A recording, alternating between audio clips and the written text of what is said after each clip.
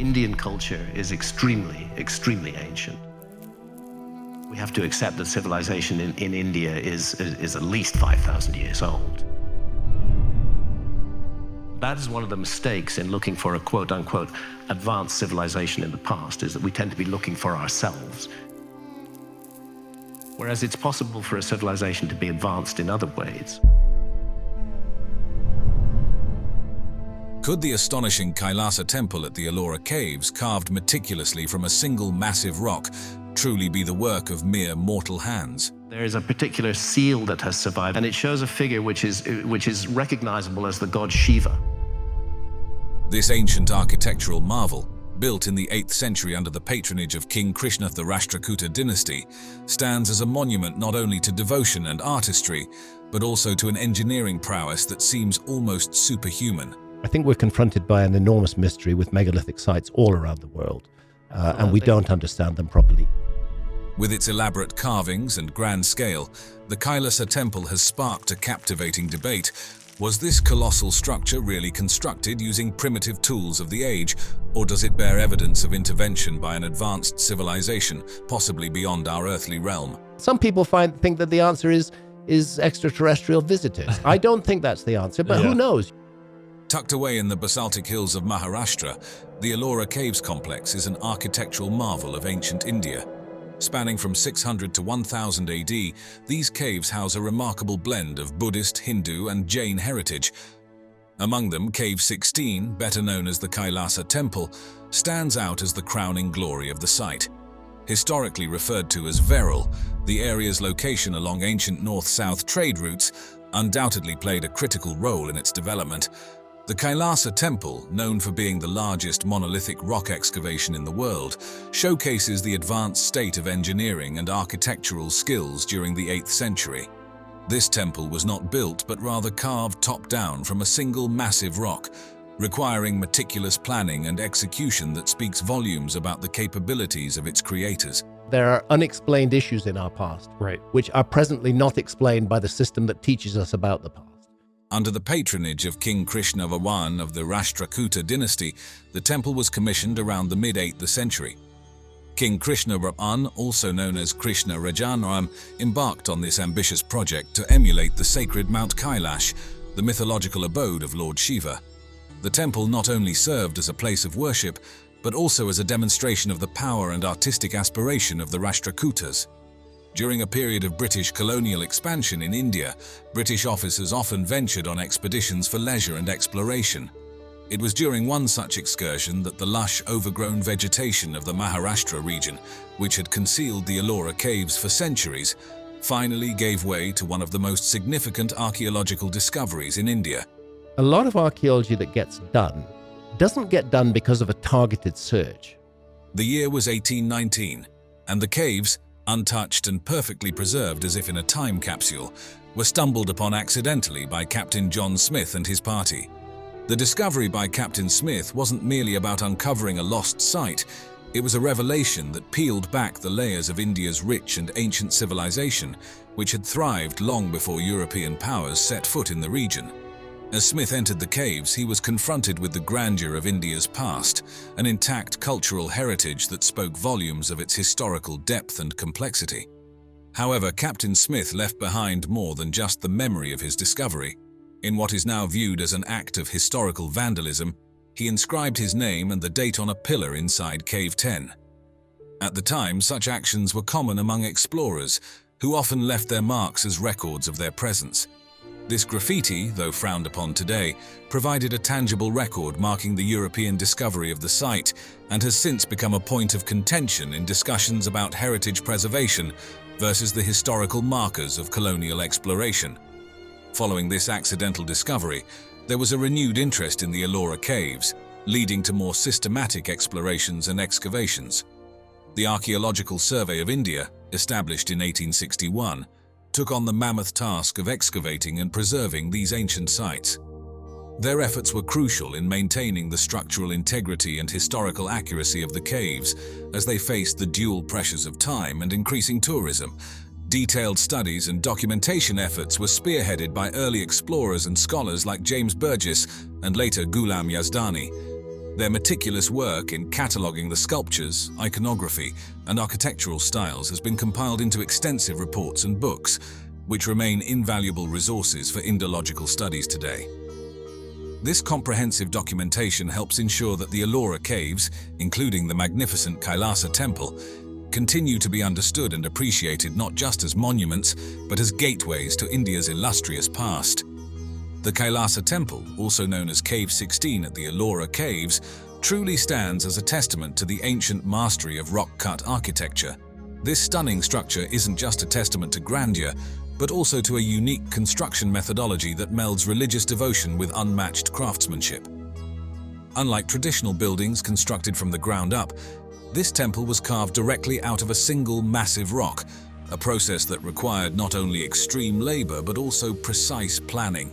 The effort to remove approximately 200,000 tons of rock from the site underscores the monumental human endeavor that went into its creation, likely involving hundreds, if not thousands, of laborers across several generations. Ancient cultures all around the world preserved a memory of a high civilization, of prehistory. Symbolically, the temple mirrors Mount Kailasa, the mythical abode of Lord Shiva, suggesting that the architects intended to create a heavenly abode on earth. This ambition is evident not just in the temple's scale, but also in its elaborate multi-storied design, which features a rare vertical expansion in rock-cut architecture. Each floor is intricately adorned with carvings and statues that bring to life stories from Hindu mythology, especially those focusing on Lord Shiva, enhancing both the religious and aesthetic appeal of the temple. Comparing the Kailasa Temple to the ancient city of Petra in Jordan highlights its unique features. While Petra is renowned for its impressive facades carved into rock faces, the Kailasa Temple goes a step further. It is not just a facade, but a complete excavation, with intricate vertical carvings that make its interiors as spectacular as its exteriors. Unlike Petra's relatively plain interiors, the Kailasa Temple is elaborately detailed, with entire floors, columns, and ceilings that are ornately decorated to reflect Hindu religious themes. The engineering behind the Kailasa Temple also addresses some significant challenges, such as maintaining structural integrity while removing massive volumes of rock. The architects and engineers employed their deep understanding of geology and engineering to ensure the stability and durability of the remaining structures. They even incorporated an ingenious drainage system to prevent water accumulation and erosion during the region's heavy monsoon seasons. Moreover, strategic placements of openings and alignments within the temple structure allow natural light to flood its interiors, enhancing the spiritual and aesthetic experience for visitors. The layout also facilitates the circulation of air and movement of devotees, crucial during religious ceremonies. These intriguing aspects of the Kailasa Temple, combined with the mysteries surrounding its construction, have fueled various theories about its origins and the techniques used in its elaborate design. From theories suggesting extraterrestrial influence to speculations about advanced ancient technologies or a network of secret chambers, the temple continues to be a subject of fascination and scholarly debate. I think the dating of quite a number of megalithic sites needs to be reconsidered.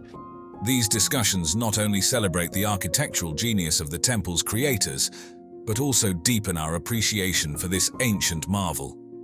Exploring the mysteries of the Kailasa Temple at a more refined level reveals a range of fascinating theories that try to explain its incredible construction.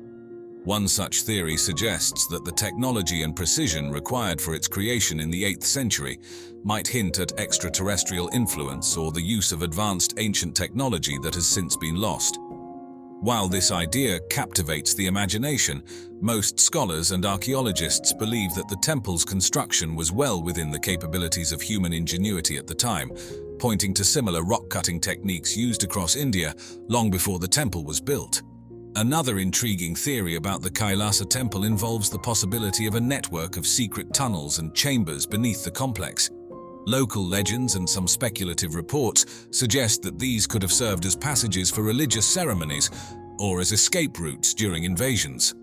However, thorough archaeological investigations have yet to confirm these claims, and the natural rocky terrain of the area makes such an extensive network rather unlikely. The alignment of the Kailasa Temple with celestial bodies forms yet another theory.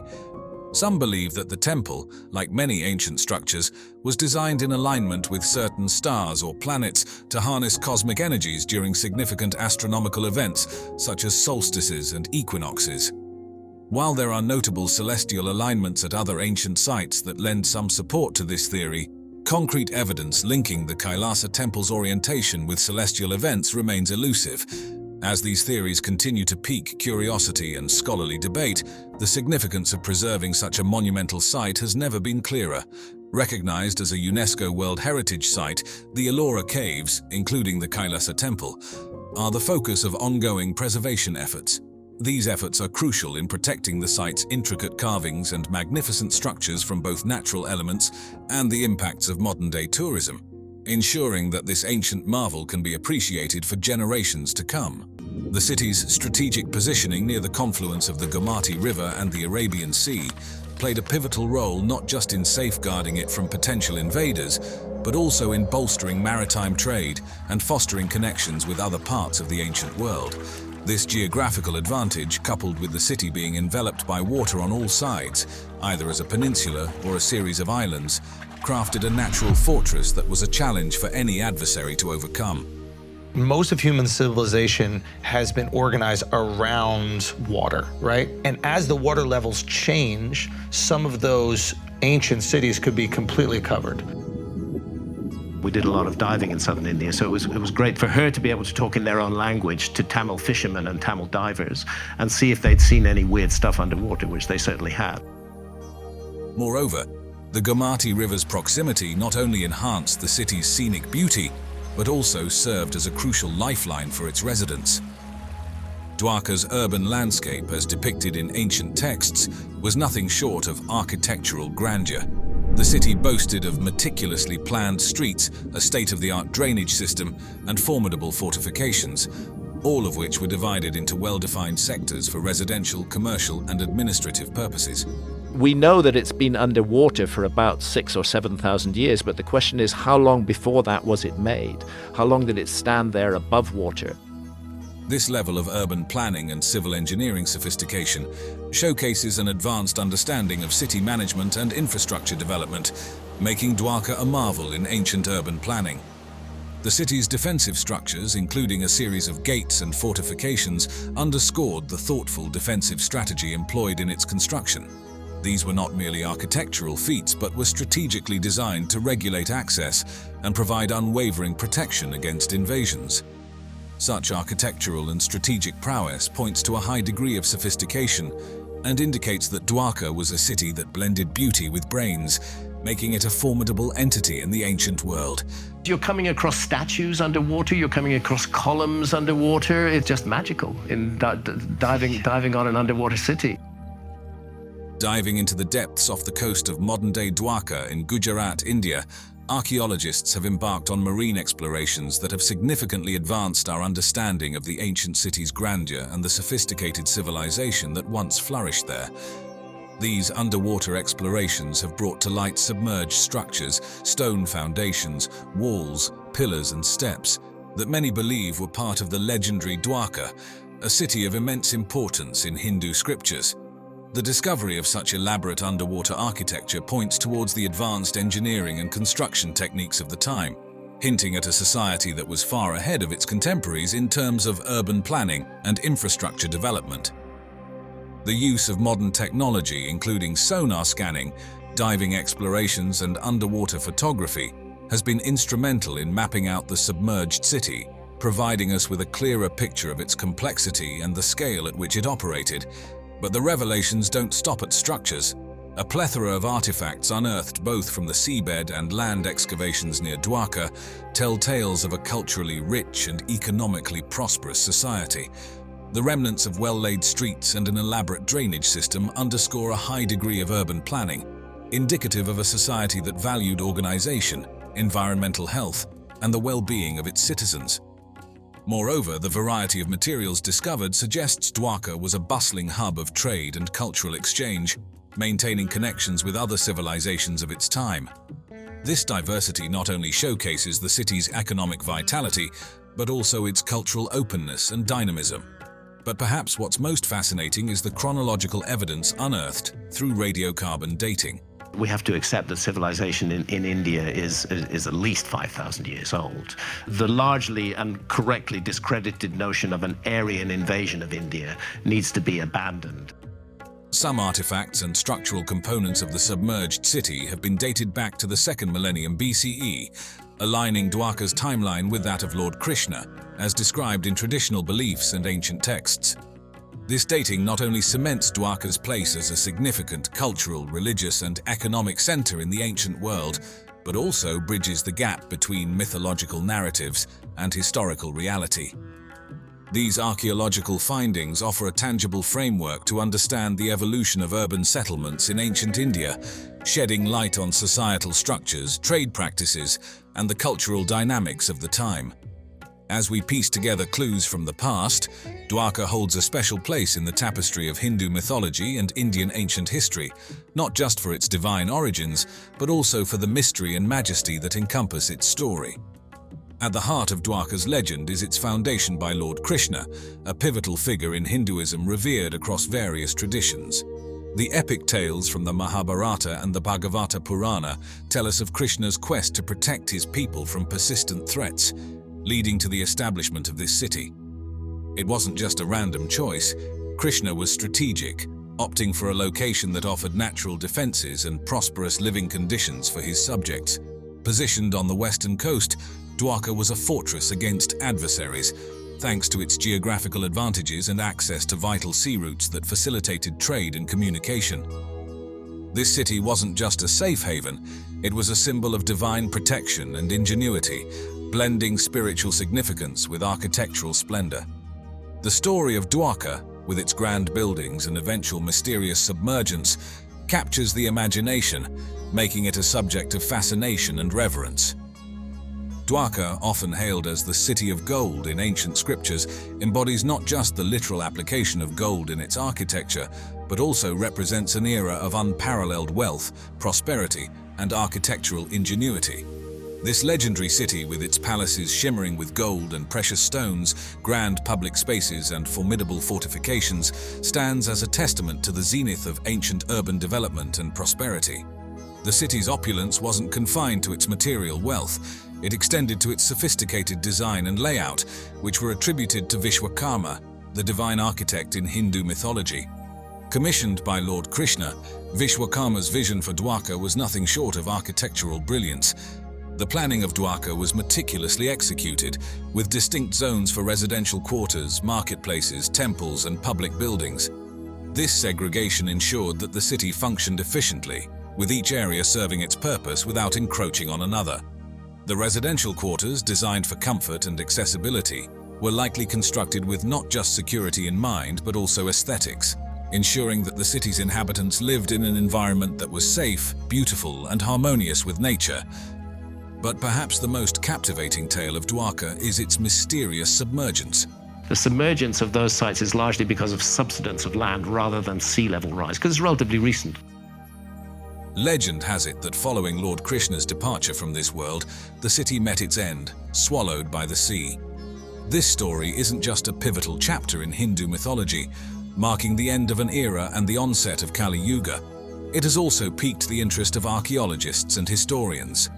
Their underwater explorations near the modern city of Dwarka have unearthed submerged structures, offering a tangible link to the city's legendary past. These discoveries hint at the existence of a significant settlement that might have gradually succumbed to rising sea levels or other catastrophic events, giving some historical backbone to the mythological tales. The submergence of Dwarka is often seen through a symbolic lens, reflecting on the ephemeral nature of wealth and the inevitability of change. It reminds us that even the most splendid creations, no matter how grand or well-built, are not immune to the forces of time and nature. This story, rich with historical intrigue and mythological depth, continues to enchant and provoke thought, bridging the ancient with the present and the mythical with the real. Welcome to the mysterious and ancient city of Mohenjo-Daro, one of the largest settlements of the Indus Valley civilization, and a marvel of prehistoric urban planning buried deep in today's Pakistan. Since the discovery of the Indus Valley civilization, we have to accept that civilization in India is at least 5,000 years old. Now, Let's unravel the secrets of this place, explore its sophisticated drainage systems, the iconic Great Bath, and decode what secrets might have existed in this magnificent city over 4,000 years ago. I want to know what else is going to be found that hasn't been investigated yet at all. We're just touching the edge of a huge mystery. Mohenjo-Daro, situated in the Sindh province of Pakistan, is a key archaeological site from the Indus Valley Civilization, also known as the Harappan Civilization. Its name, translating to Mound of the Dead in Sindhi, hints at the mysteries buried within this ancient city, offering a unique glimpse into one of the world's earliest urban societies. The site was discovered in 1922 during a broader archaeological survey of the Indian subcontinent, conducted by the Archaeological Survey of India. Rakhaldas Bandyopadhyay, known as R.D. Banerjee, stumbled upon what he initially thought was a Buddhist stupa in the Larkana district.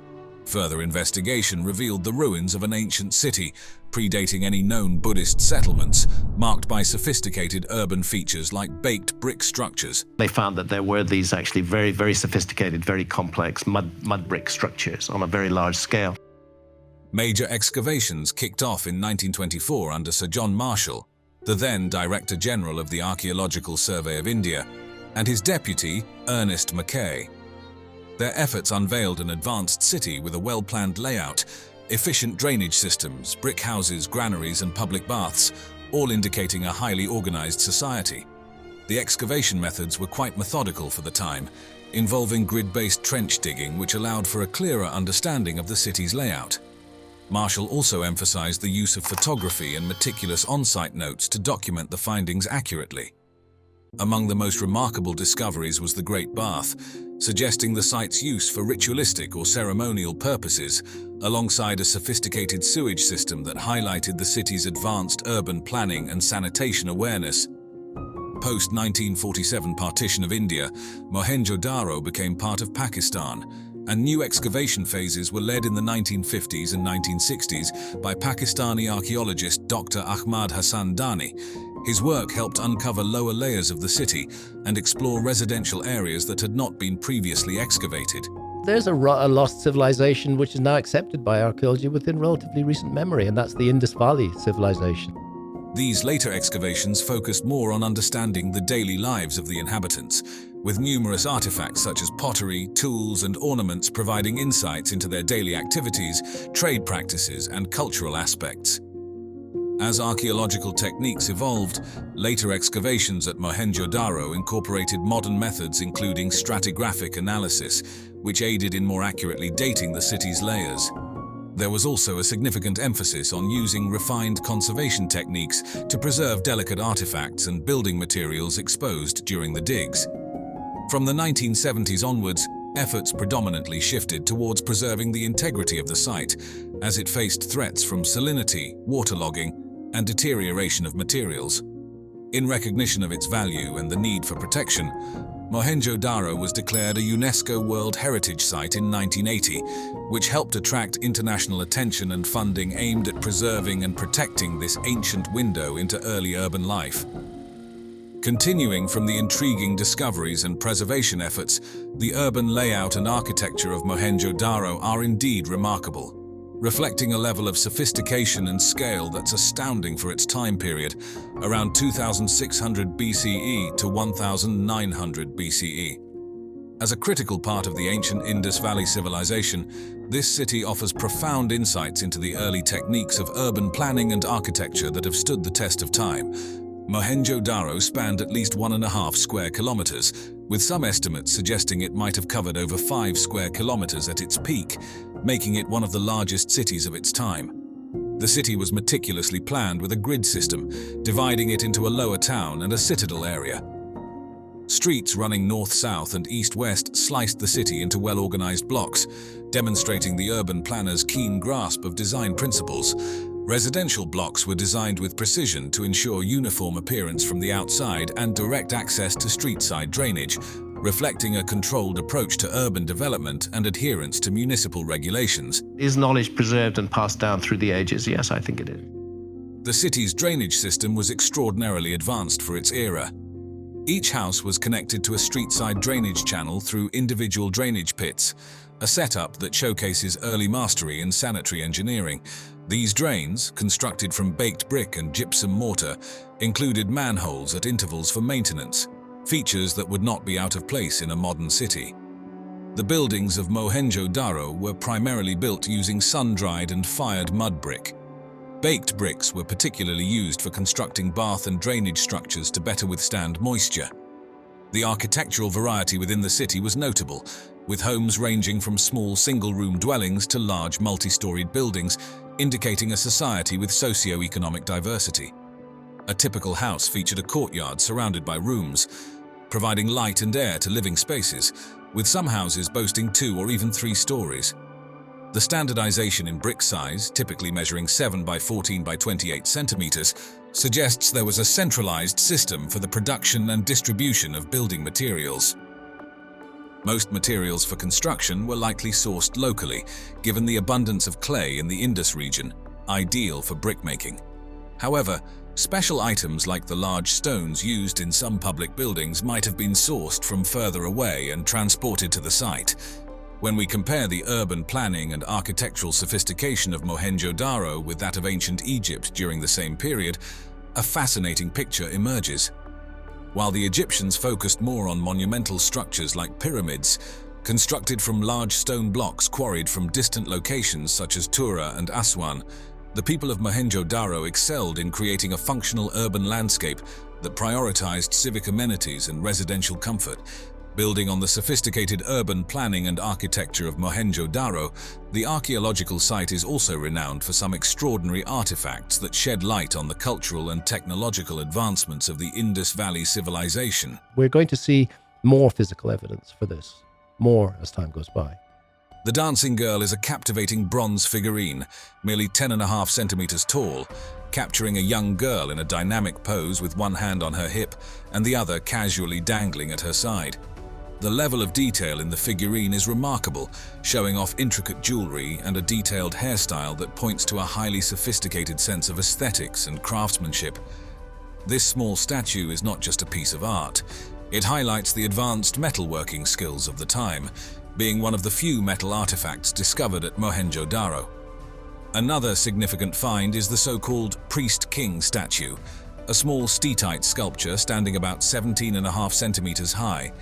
It depicts a male figure seated, adorned in an intricately engraved robe and wearing a fillet around his head, which might have once held a feather or other decoration. The sculpture's serene expression and the precision of its beard trimming suggest meticulous grooming and possibly a high social or religious status. Some scholars believe this figure might symbolize an idealized form of leadership or divine authority, integrating both political and religious power, though it may not represent a specific individual. Perhaps the most architecturally impressive discovery at Mohenjo-Daro is the Great Bath. Located centrally on the Citadel Mound, this large pool measures roughly 12 meters by 7 meters and is about 2.4 meters deep. It's constructed from finely fitted bricks sealed with a layer of natural tar, making it waterproof, an advanced construction technique for the time. The Great Bath is believed to have been used for ritual purification rites, reflecting the civic and religious practices of the Indus people. The structure was ingeniously fed by a well, and an adjacent drain allowed for the emptying and cleaning of the bath, indicating a sophisticated management of water resources. Comparing the Great Bath with Roman baths brings interesting insights. Like Mohenjo-Daro's bath, Roman baths were central to social and religious life, going beyond mere hygiene to serve as gathering places for social interaction and ritual practices. However, Roman baths were typically more complex, featuring varied temperatures across different rooms and incorporating technologies like steam baths and underfloor heating, showing different scales and advancements in engineering. An intriguing theory related to Mohenjo-Daro's significance within the Indus Valley civilization is the hydraulic hypothesis, which suggests that the city served as a religious center coordinating the management of an extensive system of irrigation canals. This hypothesis proposes that the city's leadership wielded both political and religious authority, crucial for managing the water resources vital for agriculture in the arid environment. Welcome to Tiahuanaco and Puma Punku, ancient sites near Lake Titicaca in Bolivia that have sparked intense debate and fascination. Were the Tiahuanaco people wielders of advanced technology, Or is there something more mysterious at play in these enigmatic ruins? Tiahuanaco is a very controversial site, and archaeologists would like it not to be much more than 2,000 years old.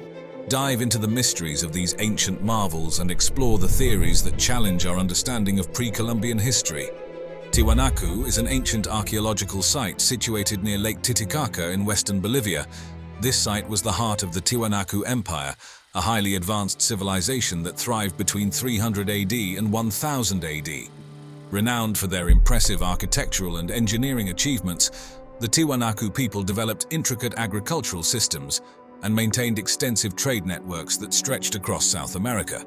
Their civilization is considered one of the most significant pre-Columbian cultures in the region, leaving a legacy that continues to captivate historians and archaeologists. The handiwork of humans is clearly evident in this site.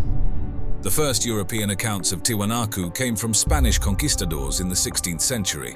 Chroniclers like Pedro Chiesa de León provided early descriptions of the monumental ruins they encountered, speculating about the origins of these impressive structures. These initial reports highlighted the grandeur and mystery of Tiahuanaco, sparking curiosity and interest in the site for centuries to come. In the late 19th century, the first detailed studies of Tiahuanaco began to take shape. American archaeologist and diplomat Ephraim George Squire visited the site in 877, meticulously documenting the ruins through detailed descriptions and drawings. His work provided valuable insights into the architectural complexity of Tiahuanaco. Around the same time, French explorer Charles Wiener also documented the site, contributing further to the growing body of knowledge about this ancient civilization. These early efforts laid the foundation for ongoing research, ensuring that Tiahuanaco remains a vital subject of archaeological study and discovery. We're going to see more physical evidence for this, more as time goes by. The key structures and features of Tiahuanaco are as fascinating as they are monumental. One of the most significant structures at the site is the Acapana Pyramid. This large, terraced mound stands approximately 16.5 meters high and spans a base area of around 200 meters by 250 meters. The pyramid's design is thought to emulate a sacred mountain, reflecting the religious and cultural importance placed on such natural formations. To prevent water damage and erosion, a sophisticated drainage system was integrated into the pyramid. This system included a network of stone-lined channels and underground conduits that efficiently diverted rainwater away from the structure, showcasing the advanced engineering skills of the Tiahuanaco people. The pyramid's terraces were constructed using a combination of large stone blocks and compacted earth. The stone blocks were precisely cut and fitted together without the use of mortar, demonstrating the builder's high level of craftsmanship. Another remarkable feature at Tiahuanaco is the Kalasaya complex, a large rectangular enclosure surrounded by high stone walls. The enclosure measures approximately 130 meters by 120 meters. Within the Kalasaya complex stands the famous Gateway of the Sun, a massive monolithic archway carved from a single block of andesite stone. The Gateway of the Sun is about 3 meters high and 4 meters wide, with an estimated weight of 10 tons. The intricate carvings on the gateway include depictions of deities and astronomical symbols believed to be related to the Tiahuanaco calendar and cosmology. These carvings highlight the Tiahuanaco people's advanced understanding of astronomy and their integration of celestial events into their religious practices. There's curious astronomical alignments at Tiahuanaco. The site was aligned to the summer solstice in 10,500 BC. Equally impressive is the semi-subterranean temple, an imposing sunken courtyard measuring about 28.5 meters by 26 meters. One of the most distinctive features of this temple is the collection of carved stone heads embedded in its walls. These heads protrude from the walls at various heights and angles, representing a diverse array of facial features. Some scholars suggest that these heads symbolize different ethnic groups or important individuals, reflecting the Tiahuanaco civilization's diversity and social complexity. Similarly fascinating is Puma Punku, another marvel of the Tiahuanaco civilization. Puma Punku was known to Spanish explorers in the 16th century, just like the main Tiahuanaco site. However, it wasn't until the 20th century that modern archaeological efforts brought significant scholarly attention to Puma Punku. Systematic excavations and studies began in earnest in the mid-20th century. revealing the site's unique architectural style and the mysterious techniques used in its construction. The stone blocks at Puma Punku are particularly renowned for their extraordinary precision. The primary materials used are andesite and sandstone, both known for their durability and hardness. The stones are cut with such exactitude that the joints between them are virtually invisible, so precise that even a razor blade cannot fit between the stones. The exact methods used to cut and shape the stones at Puma Punku remain a topic of debate and fascination. Several theories have been proposed to explain the precision and complexity of the stonework. One prevalent theory is that the Tiahuanaco people used metal tools made from bronze or copper alloys. These metals are capable of cutting softer stones, but the hardness of andesite presents a significant challenge. However, evidence of bronze and copper tools at other Tiahuanaco sites supports this theory. Some stones show marks consistent with the use of chisels or other cutting tools, suggesting that the builders had access to and effectively utilized metal tools. Another theory posits the use of abrasive materials like sand and water to cut and shape the stones. This technique involves rubbing sand and water against the stone's surface to gradually wear it down, potentially explaining the smooth surfaces and precise angles observed at Puma Punku. Large grinding stones could have been used to smooth and polish the stone surfaces after the initial cutting, further contributing to the precise fit of the blocks. Some researchers propose that the Tiahuanaco civilization possessed advanced technologies or techniques that have since been lost. This theory suggests they might have had knowledge of sophisticated methods or tools that we do not fully understand today. A fringe theory, popularized by some alternative history proponents, suggests that extraterrestrial beings assisted the Tiahuanaco people in constructing Puma Punku. Some people think that the answer is extraterrestrial visitors. I don't think that's the answer, but who knows? While this theory captures the imagination, it is not supported by mainstream archaeology and remains speculative. One of the most iconic features of Puma Punku is the presence of H-shaped blocks. These blocks are a testament to the advanced engineering and architectural skills of the Tiahuanaco civilization. The H-shaped blocks interlock in a modular fashion, suggesting they were designed to fit together in a specific configuration. This modularity indicates a highly planned and sophisticated approach to construction. The H-blocks vary in size, but many are approximately 1 meter high and wide, with a depth of about half a meter. Each block weighs several tons, with some of the largest estimated to weigh over 10 tons. Creating these H-blocks would have required advanced stone-cutting techniques. The precise angles and smooth surfaces indicate a high degree of craftsmanship, pointing to the use of advanced tools or methods. Another fascinating aspect of Puma Punku is the transportation of its massive stone blocks. Some of these blocks weigh over 100 tons and were transported from quarries located several kilometers away. One widely accepted theory is that the Tiahuanaco people used wooden sleds to transport the large stone blocks. These sleds could have been pulled by large groups of workers, leveraging human muscle power. The use of log rollers beneath the sleds could have facilitated the movement of the heavy stones. As the sled moved forward, workers would have placed logs in front of it, continuously rolling the sled over the logs. Given the absence of large domesticated draft animals in the region during that period, it is more likely that large teams of workers, organized and coordinated, performed the task using simple machines like levers and inclined planes to aid in lifting and moving the massive stones. The Tiahuanaco civilization likely mobilized a substantial labor force, with coordinated efforts similar to those used in other ancient construction projects, such as the building of the Egyptian pyramids. Some theories propose that Lake Titicaca, which was larger and closer to the site during the time of the Tiahuanaco civilization, could have been used to transport the stones by rafts. This method would have involved floating the stones across the lake before moving them overland for the final leg of the journey. The use of earthen ramps is another plausible theory. Ramps could have been built to gradually elevate the stones to their intended positions. This method would have required significant labor and planning, but is consistent with techniques used by other ancient civilizations. Simple machines such as levers and pulleys could have been employed to lift and position the stones. These tools, combined with ramps, would have allowed the Tiahuanaco builders to achieve the precise placement required for their structures. The precision stonework at Puma Punku is often compared to the masonry of the Egyptian pyramids, particularly the Great Pyramid of Giza. Constructed around 2580 to 2560 BCE, The Great Pyramid consists of millions of limestone blocks, some weighing up to 80 tons. The precision of the blocks and the alignment of the pyramid with celestial bodies reflect advanced engineering and architectural knowledge. Similar to the Great Pyramid, Puma Punku's stone blocks are meticulously cut and perfectly fitted together. The precision seen in both sites suggests a high level of planning and execution, pointing to the possibility that both civilizations had advanced knowledge of construction techniques and tools, although the exact methods remain debated. Imagine living in a city where the once reliable monsoon rains start becoming erratic around 2200 BCE. This wasn't just inconvenient, it was catastrophic. The Indus Valley people, whose agricultural prowess depended on these rains, faced reduced yields and possibly famine as a result.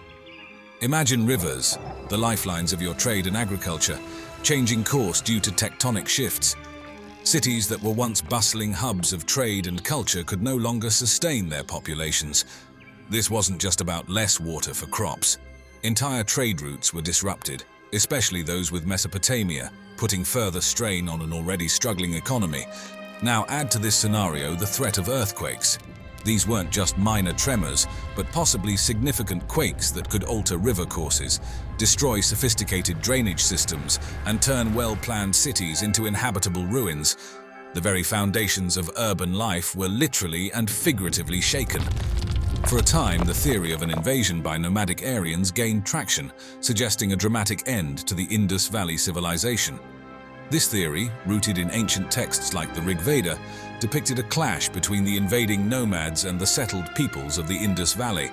However, the absence of clear archaeological evidence of such an invasion suggests that the civilization's decline was more a slow burn than a sudden collapse. Amidst these external pressures, internal societal and economic factors were at play. The strain of maintaining extensive urban centers, alongside depleting resources, could have led to social unrest and made these cities unsustainable. As trade with distant lands dwindled, possibly due to emerging competitors or shifts in trade routes, the economic backbone of the civilization weakened. When the British were laying down the tracks for the Indian railway system in the 19th century, they stumbled upon something extraordinary: ruins made of well-crafted bricks in the Punjab region. Little did they know, these bricks were the remnants of the Indus Valley civilization, a society that had vanished thousands of years before. At first, these ancient bricks found a new purpose under the wheels of progress, quite literally being used in railway construction. It's a bit ironic when you think about it, an ancient civilization helping to lay the foundations for modern transportation, all while its own story was buried in oblivion. Enter Alexander Cunningham in the 1870s, a man who could be seen as a detective in the realm of history. As the founder of the Archaeological Survey of India, Cunningham was among the first to take a scholarly interest in these ruins. However, even with his reports, the true significance of what they had found wasn't fully grasped. The pieces of the puzzle were there, but the picture was yet to be seen. The plot thickens with Sir John Marshall, who took the helm of the ASI in the early 20th century. Under Marshall's direction, the ASI turned its gaze to the prehistoric past, setting the stage for a discovery that would challenge the narratives of urban civilization's origins. It was Daya Ramsani who, in 1921, began excavating at Harappa, and soon after, Rakal Das Banerjee laid bare the wonders of Mohenjo-Daro. These sites revealed to the world a civilization of astonishing complexity and sophistication, with well-planned cities, advanced drainage systems, and a plethora of artifacts that spoke of a rich cultural life. The discoveries of Harappa and Mohenjo-Daro were like opening a window to an ancient world, showcasing the architectural and cultural achievements of the Indus Valley civilization. This was a society that had its unique script still undeciphered, and urban planning that could rival any contemporary city today. The Great Bath of Mohenjo-Daro, with its watertight construction, hinted at a society that placed significant emphasis on cleanliness and possibly ritual purification. As more archaeologists joined the fray, Ernest Mackay, Madho Sarup Vats, and Mortimer Wheeler to name a few, the knowledge of this ancient civilization expanded.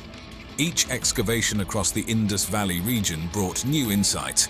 The narrative of the Indus Valley civilization challenged the then prevailing notion that complex urban life began solely with Mesopotamia and Egypt. Here was evidence of a parallel society that had flourished and then, for reasons still debated, declined and disappeared, leaving behind a legacy buried under the earth. Let's take a stroll back in time to explore Harappa, a city that once thrived in what's now the Punjab province of Pakistan. This ancient metropolis wasn't just any old city, it was a cornerstone of the Indus Valley civilization, bustling with life between 2600 BCE and 1900 BCE. The story of Harappa's discovery is as fascinating as the city itself. Initially spotted during the 19th century, it wasn't until the British were laying down railway tracks in the 1850s that Harappa began to reveal its secrets. Ironically, bricks from this ancient city were used in the construction of the railway, unknowingly dismantling a piece of history for the sake of progress. Fast forward to the 1920s, when Sir John Marshall and his team of archaeologists took a closer look and realized Harappa was part of something much bigger. They uncovered a city so advanced it would rewrite our understanding of urban planning in ancient times. Imagine walking through streets laid out in a perfect grid, with main roads up to 30 feet wide intersecting at right angles. This wasn't a haphazard settlement. It was a city built with precision and forethought, showcasing remarkable engineering skills. Harappa's infrastructure was nothing short of revolutionary. The city boasted an advanced drainage system, with covered drains along the main streets and smaller ones connecting from individual homes. This emphasis on cleanliness and public health is something many modern cities could learn from, and the buildings, all constructed with standardized baked bricks, stood as a testament to the Harappans' knowledge of materials engineering, giving the city a unified look. But Harappa wasn't just about impressive streets and sanitation. The city was alive with bustling granaries, which were central to its food storage and distribution system. These weren't just any granaries. They were massive structures located near the city's heart, hinting at a well-organized governance system that ensured the population was well-fed. Diving into the everyday lives of Harappans, we find a society that valued comfort and cleanliness. Houses, ranging from simple dwellings to more elaborate homes, often had their own wells and bathrooms. This level of domestic luxury suggests a society where social stratification was present, but also one that placed a high importance on individual welfare.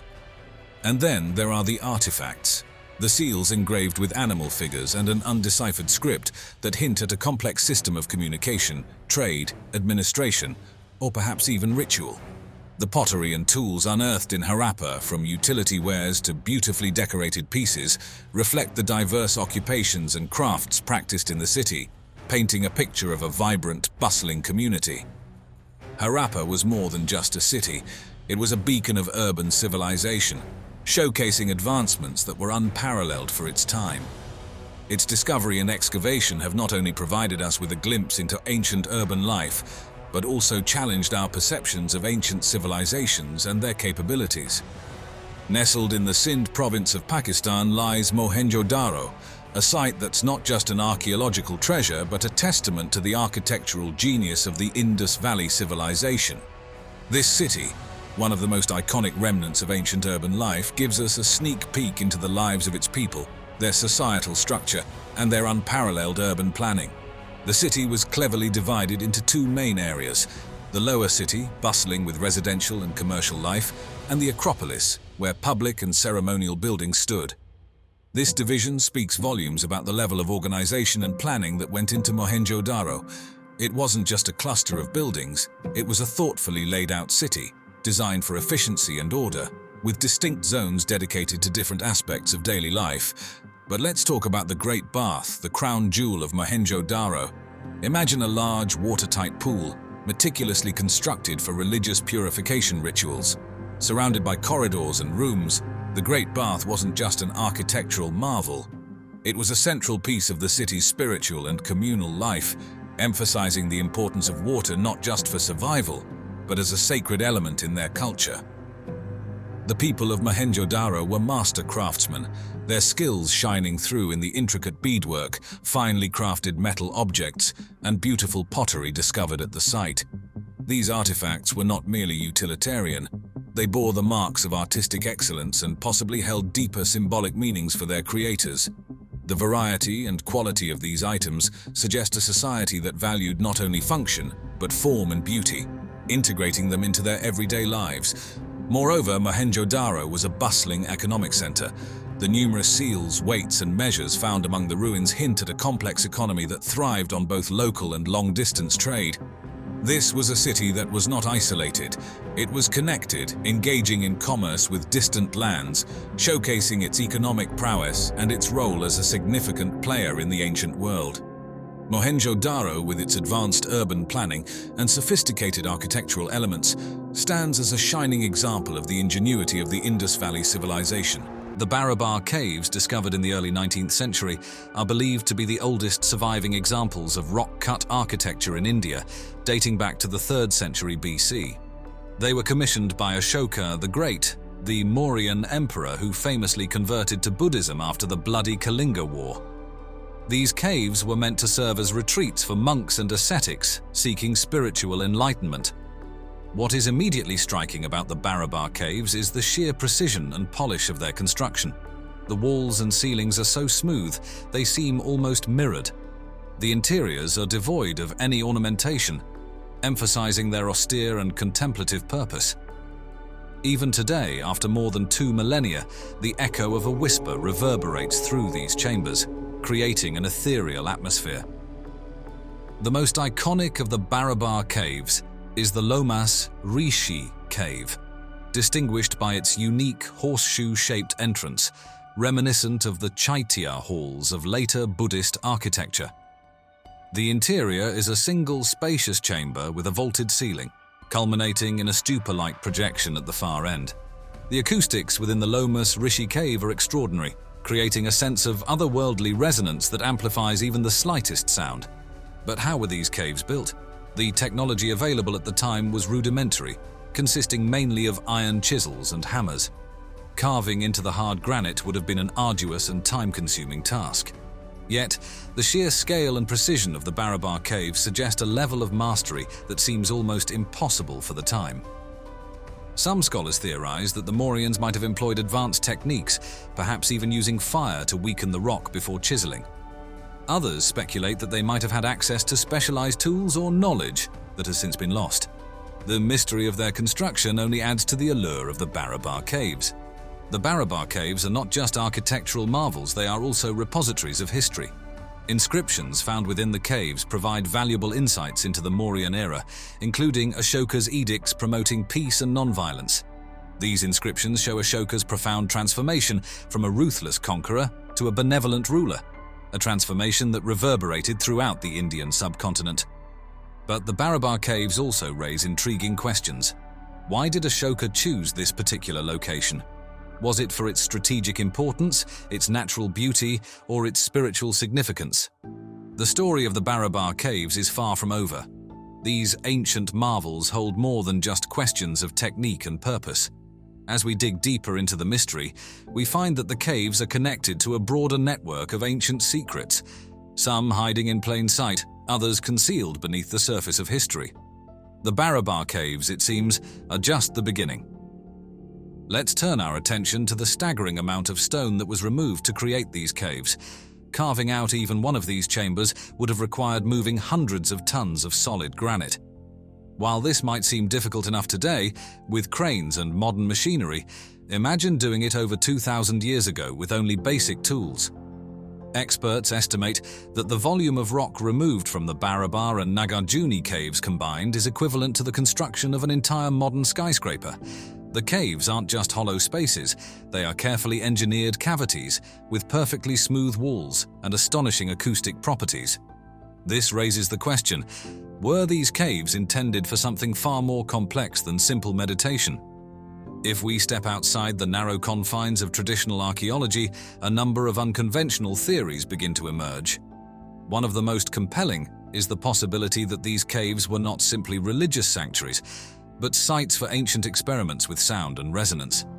Sound, after all, was a powerful force in many ancient cultures, believed to be a tool for healing, communication, and even construction. Could the Barabar Caves have been designed to amplify certain frequencies, perhaps to aid in meditation or to access hidden states of consciousness? Some researchers propose that the unique sound dynamics within the caves were not accidental, but were the result of advanced knowledge of acoustics, knowledge that may have been lost to time. When comparing Barabar to other ancient acoustic marvels, such as the Hypogeum of Saflieni in Malta, where low-frequency sounds resonate powerfully within the subterranean chambers, the similarities are striking. In both cases, the structures amplify sound in ways that seem unnatural. Could there have been an ancient global understanding of sound technology that allowed different cultures to manipulate their environments for spiritual or scientific purposes? But even more provocative is the idea that the Barabar Caves and the surrounding region could have been used for something much more practical. Some conspiracy theorists have speculated that these caves were not spiritual retreats, but part of a network of sites dedicated to early technological experiments, possibly in metallurgy or energy generation. Ancient India was known for its early advances in metallurgy, particularly with the discovery of Wootz steel, a high-carbon alloy that later became famous as Damascus steel. Could it be that the Barabar region, rich in iron ore, served as a hidden laboratory where ancient metallurgists conducted experiments in the production of alloys, harnessing the natural acoustic properties of the caves for unknown purposes? There's also the curious question of why the Ajivikas, a relatively obscure religious group, would commission such monumental works. Ajivikas were known for their strict ascetic practices, rejecting material wealth and worldly possessions. So why would they need such massive, intricately designed caves? Could it be that the caves had a dual purpose, both spiritual and scientific?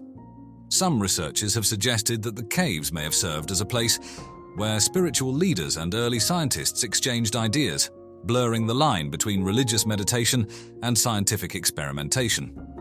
This theory gains traction when we look at other caves and rock-cut structures in the region, like the Udayagiri and Khandagiri caves in Odisha, carved around the same time as Barabar. While Udayagiri and Khandagiri served more as monastic retreats for Jain monks, the designs are remarkably intricate, featuring tiered halls and passageways that hint at more than just religious devotion.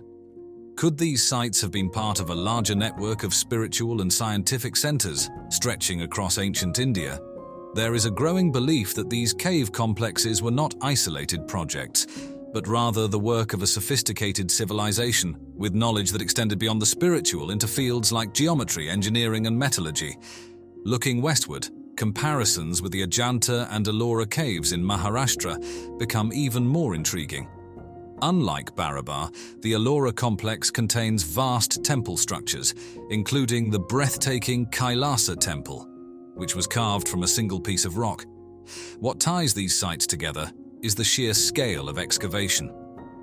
While Barabar focuses on precision and acoustic properties, Ellora and Ajanta showcase the massive scale and intricacy of rock-cut architecture.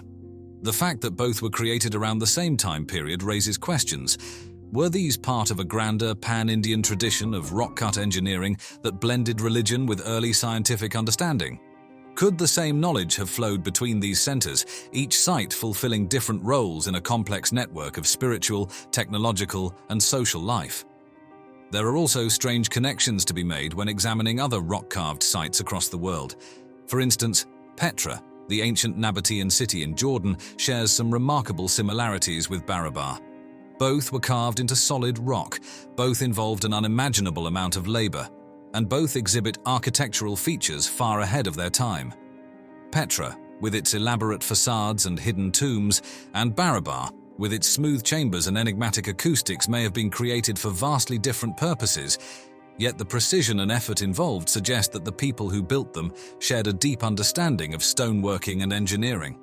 While mainstream historians argue that these similarities are coincidental, the evidence is difficult to ignore. Were these sites merely the result of isolated advances in technology, or were ancient cultures more connected than we realize, sharing techniques and knowledge across vast distances? Then there's the question of why these caves are located where they are. The Barabar Caves are situated near Gaya, a place of immense spiritual significance in India. Gaya is not only home to the famous Bodh Gaya, where Buddha is said to have attained enlightenment, but the region itself is dotted with caves, temples, and religious sites. Could there be something about the land itself, something about the energy of the place, that made it a focal point for spiritual leaders and scientists alike?